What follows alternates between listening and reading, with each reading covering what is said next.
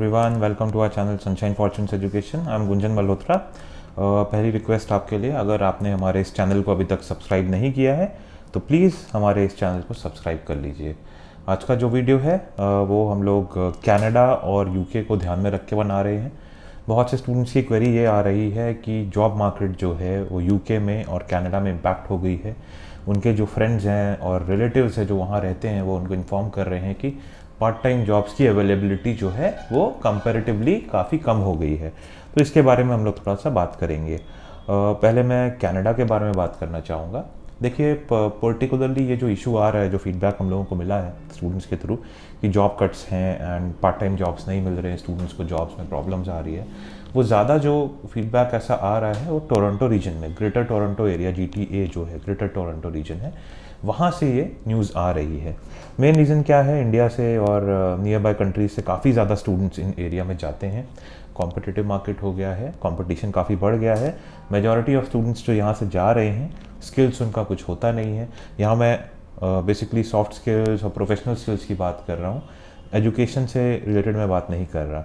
Students के पास अलग तरह की स्किल्स जैसे कि कुकिंग हो गया और इससे रिलेटेड जो अकाउंटिंग की स्किल्स हो गई, जो प्रोफेशनल जॉब्स जो पार्ट टाइम जॉब्स रहते हैं, इस तरह की जो अपॉर्चुनिटीज़ रहती है उससे रिलेटेड स्किल्स उनके पास नहीं होती है।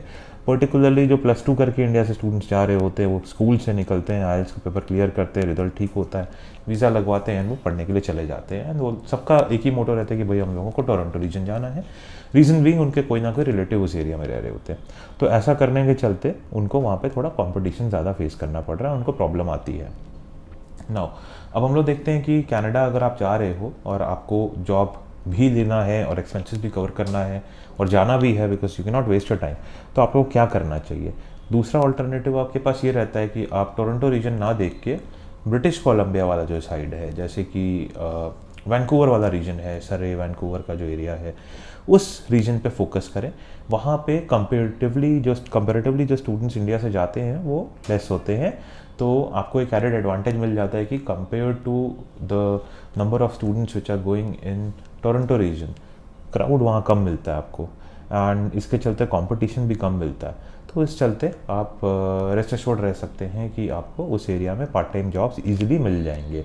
और अगर आपको लगता है नहीं, वैंकूवर में भी कंपटीशन आपके लिए हो सकता है, वैसा है नहीं, ऐसा होगा नहीं, बट अगर आपको लगता है तो आप और रीजन देख सकते हो, जैसे विनीपेग हो गया, नोवा स्कॉशिया हो गया।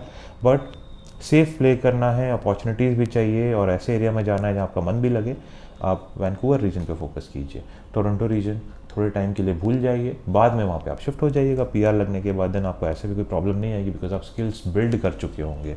या अगर तीसरा ऑल्टरनेटिव ये रहता है कि अगर आप उसी एरिया में जाना चाह रहे हो, टोरंटो रीजन ही जाना चाह रहे हो, तो आई वुड एडवाइस कि चाहे आप +2 के बाद जा रहे हो, चाहे बैचलर्स के बाद जा रहे हो, स्किल्स लर्न कीजिए, कुकिंग सीख लीजिए अच्छे से, प्रोफेशनल कुकिंग सीख लीजिए, बेकिंग सीख लीजिए। फिर अलग अलग सर्टिफिकेशन प्रोग्राम्स हुआ, जैसे कि बिजनेस एनालिटिक्स का, डेटा साइंस का, जो भी आपकी प्रोफाइल से लिंक करता है स्किल, उसको सीखिए। अकाउंटिंग सीख लीजिए, टैली रन करना सीख लीजिए, बेसिक्स ऑफ अकाउंटिंग सीख लीजिए। तो फिर आपकी प्रोफाइल ज़्यादा ल्यूक्रेटिव हो जाती है as compare to a totally raw profile. फिर जॉब जो है वो कंपेरेटिवली आपको ईजी लगेगा। Now coming to the UK के केस में भी हम लोगों को जो स्टूडेंट्स का फीडबैक आ रहा है कुछ ऐसा ही है। जो फ्रेशर स्टूडेंट्स चाहते हैं उनको थोड़ा प्रॉब्लम आती है, पर्टिकुलरली लंदन रीजन में। इंडियंस जो हैं वो बहुत ज़्यादा मात्रा में लंदन एरिया में जा रहे हैं।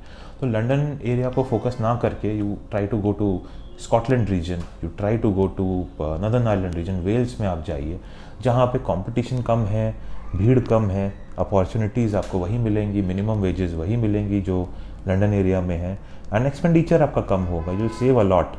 तो आई वुड रिकमेंड कि आप लंदन एरिया को छोड़ के उन एरियाज़ पे फोकस कीजिए। And once you get done with your education, जब आप फुल टाइम जॉब्स के लिए जाते हो, तो you have to be open and you have to be flexible for full of UK. Reason being आपका जो वीज़ा होता है वो पूरे यूके के लिए होता है।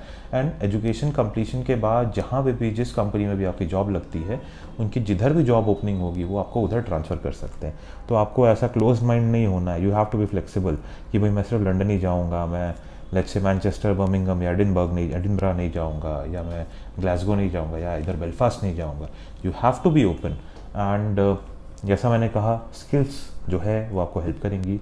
अलग अलग स्किल्स पे आप फोकस कीजिए और अपनी प्रोफाइल को ल्यूक्रेटिव बनाइए। एंड वर्क एक्सपीरियंस है तो और अच्छी बात है, वो आपकी प्रोफाइल को ऑलरेडी ल्यूक्रेटिव बनाती है। एंड अगर आप लोग भी फॉरेन कंट्रीज़ में जाके एजुकेशन लेना चाहते हैं तो you can feel free to contact us. Our team will be more than happy to guide you and all the best. Thank you.